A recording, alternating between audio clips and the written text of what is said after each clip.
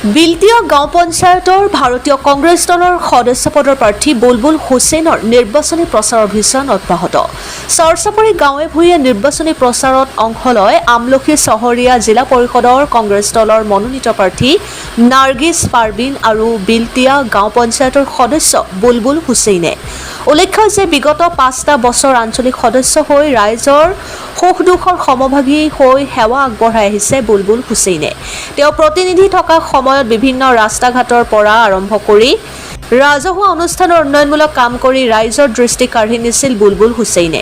সেয়ে ৰাইজেও এইবাৰ তেওঁক প্ৰতিনিধি হিচাপে বিচাৰিছে। ইফালে বুলবুল হুছেইনে সদৰি কৰা মতে তেওঁ বিজয়ী হ'লে আগতকৈ এইবাৰ আৰু বেছি উন্নয়নমূলক কাম কৰিব বুলি প্ৰতিশ্ৰুতি প্ৰদান কৰে। আমলখি চহৰীয়া জিলা পৰিষদৰ সদস্য নাৰ্গিছ পাৰবিনে সদৰি কৰা মতে ৰাইজৰ দুৱা আশীৰ্বাদ পালে তেওঁৰ এইবাৰ জয় নিশ্চিন্ত।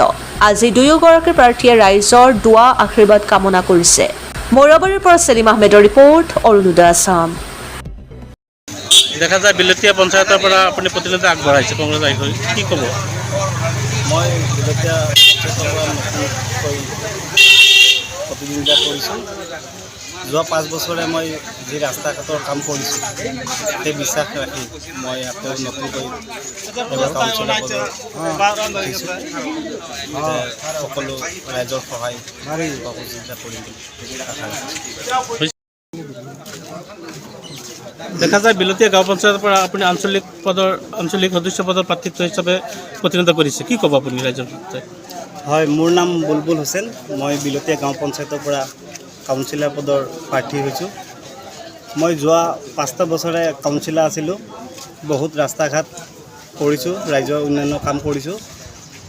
সেই আশা লৈ মই আকৌ এইবাৰ কাউন্সিলৰ পদৰ প্ৰাৰ্থী হিচাপে ৰাইজলৈ আশা কৰোঁ যে সকলোৱে মোক দুৱা আৰু আশীৰ্বাদ দি ৰাইজে আঁকোৱালি লয় বুলি মই আশা ৰাখিলোঁ। নিৰ্বাচনত জয়ী হোৱাৰ পিছত এইবাৰ ৰাইজৰ স্বাৰ্থত আপুনি কি কৰিব বুলি ভাবে? ৰাইজৰ স্বাৰ্থত মোৰ যিবোৰ ৰাস্তা ঘাটৰ কাম বাকী আছে মই সেইখিনি কৰিম বুলি আশা ৰাখিছোঁ আৰু সকলো ৰাইজক একেলগে লৈ আগবাঢ়ি যাম বুলি আশা ৰাখিছোঁ।